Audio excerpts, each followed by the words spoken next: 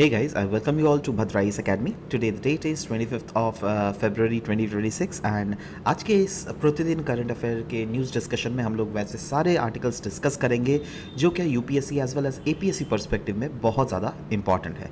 तो चलिए शुरुआत करते हैं। सबसे पहला असम ट्रिब्यून का ये आर्टिकल है, गवर्नमेंट का irrigation scheme in Assam. Government irrigation scheme in Assam.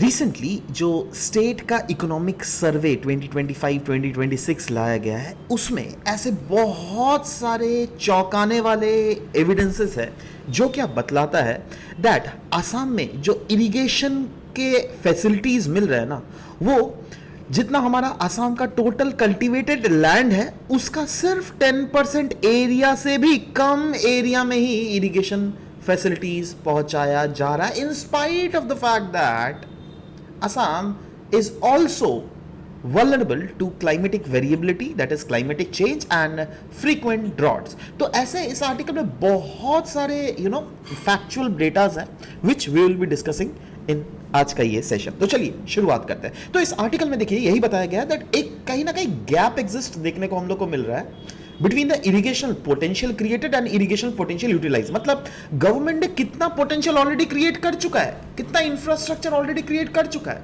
और उसके बेसिस पे क्या हम लोग 100% इंफ्रास्ट्रक्चर जो गवर्नमेंट ने क्रिएट किया है क्या उसका यूटिलाइजेशन कर पा रहा है।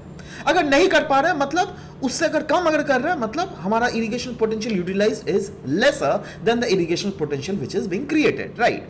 तो ओवरऑल अगर असम में इरिगेशन सोर्सेस की अगर बात करें, यस देखो एक तो आपका सरफेस वाटर इरिगेशन जिसमें कैनाल बेस्ड इरिगेशन होता है ना, उस टाइप के इरिगेशन हम लोग यूज करते हैं जिसमें ऑफ कोर्स जैसे से फॉर एग्जांपल सरफेस से फ्लो कर रहा है वहां पर एक डैम बना दीजिए आप लोग, राइट, और उस बैरेज से यस पानी को आप लोग एक्सट्रैक्ट कीजिए अलग अलग रीजन्स में, that is what that is a surface water irrigation.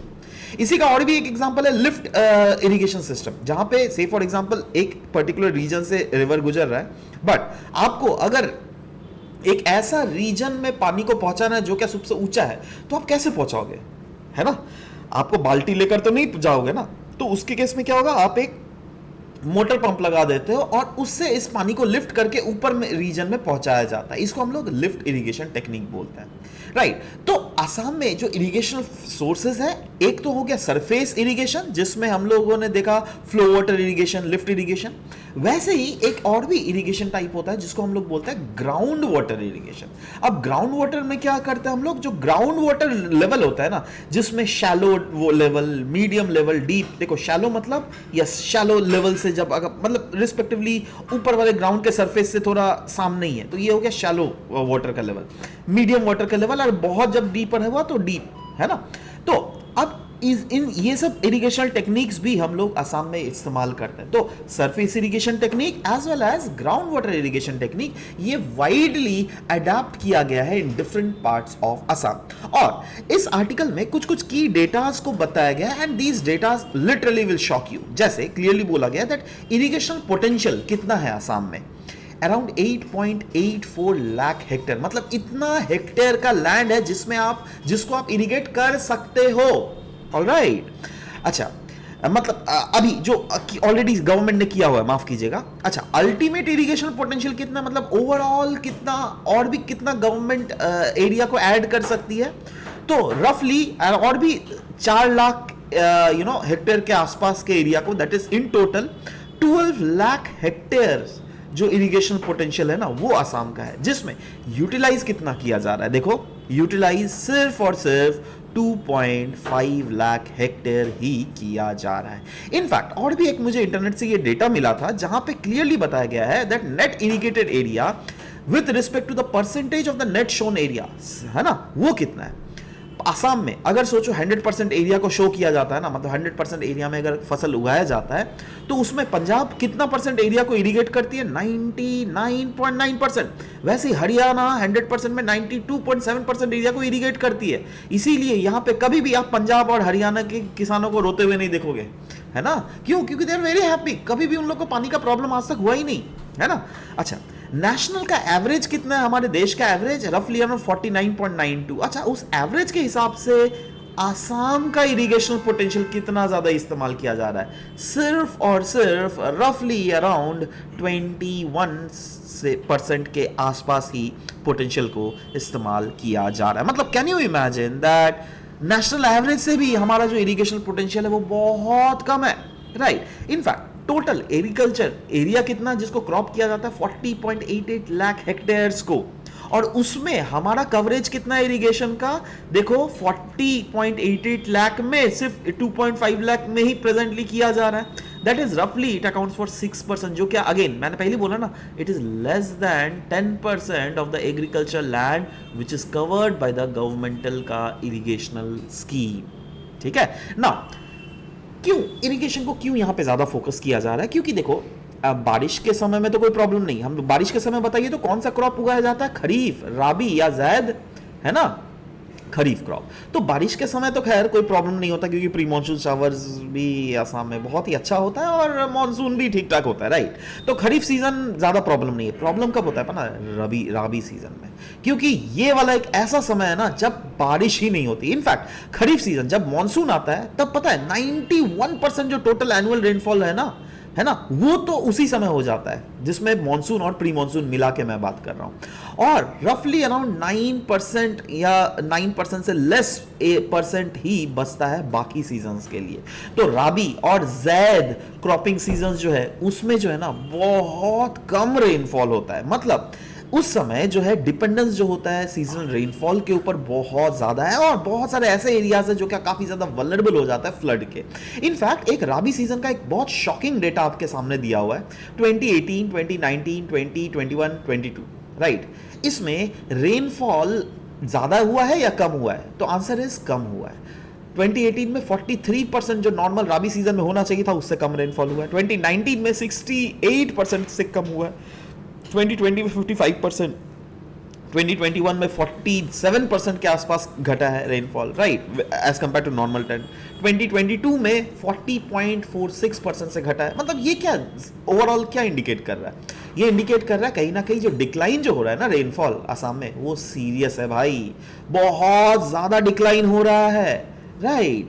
तो यहां पे यही बताया गया दैट कुछ ड्रॉट फ्रीक्वेंसीज के डेटाज भी इस आर्टिकल में प्रेजेंट किए गए थे। जैसे बोला गया था दैट 1951 से लेकर 2020 के बीच में अगर देख लीजिएगा 54 इयर्स ऐसे थे जहां पे अगस्त में ड्रॉट आया था at least one district of Assam में। 53 इयर्स तो ऐसे थे जहां पर सितंबर को भी ड्रॉट था। मतलब एवरी डिस्ट्रिक्ट, हर एक डिस्ट्रिक्ट ने कहीं ना कहीं एक्सपीरियंस किया on an average at least 7 drought years in the August and at least 5 drought years in the September. मतलब ये तो क्लियर है दैट हाँ ड्रॉट अकरेंस जो होता है ना ये तो बहुत ही हम लोग को ज्यादा देखने को मिल रहा है। और भी इरिगेशन के साथ क्या क्या इश्यूज है आसाम के, इरिगेशन के साथ सबसे बड़ा जो इशू है वो है क्रिएशन, दैट एक मतलब इरिगेशन पोटेंशियल कितना क्रिएट किया गया और कितना यूटिलाइज किया गया। मैंने पहले ही बताया दैट एक ह्यूज गैप हम लोग को देखने को मिला है, दैट गवर्नमेंट ने तो इंफ्रास्ट्रक्चर क्रिएट कर दिया है पर क्या वो इंफ्रास्ट्रक्चर यूटिलाइज हो रहा है, नहीं। आंसर इज वो भी अंडर यूटिलाइज्ड है ना। और रीजन क्या है अंडर यूटिलाइजेशन का, सबसे पहला रीजन यहां पे बोला जाता है टेक्निकल एंड इंफ्रास्ट्रक्चरल इश्यूज। कहीं ना कहीं इरिगेशन स्ट्रक्चर्स जो है धीरे धीरे समय के साथ साथ वियर टियर हो जाते हैं, राइट। रेगुलर मेंटेनेंस के लिए फंड नहीं मिलता है, डैमेजेस हो जाते हैं पावर लाइंस एंड ट्रांसफॉर्मर्स का, इरेटिक इलेक्ट्रिसिटी सप्लाई भी एक one of the main reason है ना। गवर्नमेंट बहुत समय ग्राउंड वाटर इरिगेशन के लिए मोटर्स तो लगा देती है बट वो भी चोरी हो जाता है। ये सब क्या मतलब क्या बोलूं अब, ये सब है ना। मतलब रिवर का फ्लो पैटर्न भी जो है नेचुरली वो भी कहीं ना कहीं मतलब सेम नहीं रहता, बहुत फ्लक्चुएट करता रहता है। और एडमिनिस्ट्रेटिव इश्यूज भी है, जैसे रिपेयर वर्क जो होता है वो डिले में होता है, राइट। मॉनिटरिंग प्रॉपर नहीं होता है, इनएडिक्वेट मॉनिटरिंग होता है, राइट। तो सवाल होता है दैट क्या वे फॉरवर्ड है, कैसे हम लोग मेक श्योर करना सके दैट आने वाले समय में इरिगेशन पोटेंशियल जो ये यूटिलाइज किया जा रहा है आसाम के द्वारा वो उसको बढ़ाया जा सके। उसके लिए क्लियरली बोला गया देखो भाई सबसे पहला जो हमको काम करना पड़ेगा ना वो है इंफ्रास्ट्रक्चर के रिलेटेड। इंफ्रास्ट्रक्चर को हम लोग को और भी ज्यादा स्ट्रेंथन करना पड़ेगा, हम लोग को रिपेयर और मॉडर्नाइज करना पड़ेगा ओल्ड स्कीम को और डेडिकेट करना पड़ेगा मेंटेनेंस फंड। कहीं ना कहीं क्लाइमेट एडेप्टेशन को हम लोग को फोकस करना पड़ेगा। क्लाइमेट एडेप्टेशन कैसे, देखो मतलब चेंज तो हो रहा है, climatic changes are coming, right. But इसके साथ हम लोग को अपने आप को अडेप्ट करना पड़ेगा। कैसे, by using micro irrigation technologies जैसे ड्रिप और स्प्रिंकलर इरिगेशन को हम लोग को अडेप्ट करना पड़ेगा, क्योंकि अगर ड्रिप और स्प्रिंकलर इरिगेशन देख लीजिए, इससे एडेप्टेशन एफिशिएंसी जो होता है ना बहुत ज्यादा होता है, right. Solar power irrigation pumps को हम लोग को मेक श्योर करना पड़ेगा दैट उसका भी इस्तेमाल करें। वाटर हार्वेस्टिंग इंफ्रास्ट्रक्चर्स का सेटअप करना पड़ेगा। इंस्टीट्यूशंस वाइज में भी रिफॉर्म्स लाने पड़ेंगे, दैट इज मॉनिटरिंग को प्रॉपर करना पड़ेगा, रियल टाइम मॉनिटरिंग इंश्योर करना पड़ेगा, क्योंकि आज तो आर्टिफिशियल इंटेलिजेंस का जमाना है, इंटरनेट ऑफ थिंग्स का जमाना है, right. Community based irrigation system को मैनेज करने की जरूरत है, क्योंकि देखो अब गवर्नमेंट का तो काम है बना देगी, बट उसको देखभाल कौन करेगा? वहां के लोगों, आसपास के कम्युनिटीज को ही करना पड़ेगा। अगर आप मोटर को चोरी कर रहे हो, मतलब कौन कर रहा है? कम्युनिटी के मेंबर्स ही कोई ना कोई चोरी कर रहा होगा, राइट। ये सब चीजें नहीं करनी पड़ेगी, और कहीं ना कहीं एनर्जी इंफ्रास्ट्रक्चर इंटीग्रेशन को इंश्योर करना पड़ेगा, right. So this is all about the overall issue revolving around the irrigation in Assam. Next हम लोग बात करेंगे इंटरनेशनल एनर्जी एजेंसी के बारे में। International energy agency was recently news, क्योंकि उन्होंने क्लियरली क्लैरिफाई कर दिया है दैट देखो भाई, इंडिया का जो अगर फुल मेंबरशिप चाहिए ना, उसके लिए जो इंडिया का फाउंडिंग चार्टर में है उसमें कुछ अमेंडमेंट्स लाने पड़ेंगे, क्योंकि as currently membership is restricted to OECD countries. मतलब इंडिया का नहीं, उन लोगों को खुद ही, मतलब उनके जो फाउंडिंग चार्टर है उनमें कुछ अमेंडमेंट्स लाने पड़ेंगे, क्योंकि अभी अगर देख लोगे इंटरनेशनल एजेंसीज के जो आपको मेंबरशिप है वो सिर्फ वही लोगों को हासिल होगा जो कि फाउंडिंग मेंबर्स है, राइट।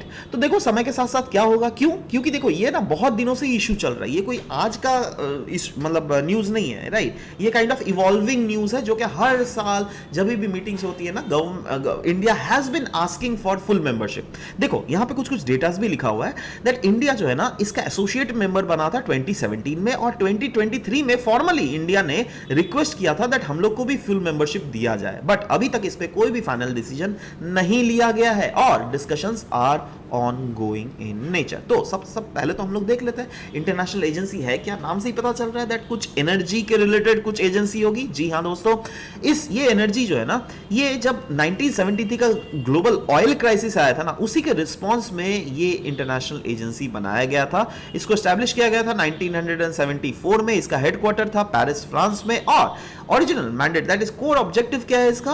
कोर ऑब्जेक्टिव यही है दैट यस, दुनिया भर में जिससे एनर्जी सिक्योरिटी इंश्योर किया जा सके, मेंटेन किया जा सके स्ट्रैटेजिक पेट्रोलियम रिजर्व, और कोऑर्डिनेट किया जा सके कलेक्टिव रिस्पांस, जिससे ऑयल सप्लाई डिसरप्शन ना हो, जिससे अचानक से ऑयल का प्राइस बढ़े या फिर घटे ना, एक प्रेडिक्टेबिलिटी जिससे रहे, राइट ना। सवाल यह भी होता है दैट इंडिया क्यों इतने दिनों से फुल मेंबरशिप मांग रही है 2023 से, राइट। कोई तो रीजन होगा ना। देखो जी हाँ, रीजन है दो प्रोमिनेंट रीजंस के बेसिस पे इसको डिवाइड किया गया, एक तो स्ट्रैटेजिक और एक है इकोनॉमिक रीजंस, राइट। तो let's see the strategic reasons first. Strategic reasons में यस, अगर हम लोग को इनका मेंबरशिप गेन हो गया ना, तो इससे हम लोग ना डिसीजन मेकिंग और वोटिंग राइट्स के हकदार बन जाएंगे। मतलब we will also be the part of shaping policy of energy transition, whether it be climate action और फॉसिल फ्यूल को फेज डाउन ही अगर करना है, तो हम लोग भी, इंडिया भी इस डिसीजन का वन पार्ट रहेगा, राइट।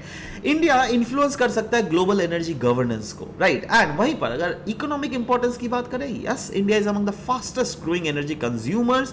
तो आपको पता ही है, जब फास्टेस्ट एनर्जी को हम लोग कंज्यूम कर रहे हैं, और क्यों ये हो रहा है पता है? क्योंकि हम लोग का एम है 2047 तक हम लोग विकसित भारत बनेंगे।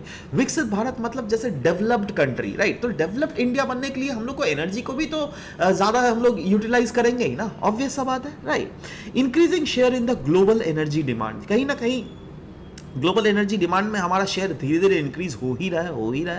एंड मेजर प्लेयर्स जो है हम इन दुनिया में, हम one of the major player India है in oil import, renewable energy expansion, या फिर ग्रीन हाइड्रोजन मिशन को ही हम लोग क्यों ना कंसीडर करें, राइट। सो ओवरऑल इंडिया का आर्ग्यू यही है that yes, global energy governance में अभी का जो प्रेजेंट डे दुनिया का करंट रियलिटीज को रिफ्लेक्ट होना पड़ेगा, राइट। और जो पहले जो था ओईसीडी एरा, वो स्ट्रक्चर ठीक है, that is not, we are not just complaining that वो गलत था and all, right. But the thing is that yes, changes needs to be brought about in these regions as well. So this was all about the discussion that we had. Thank you for the discussion.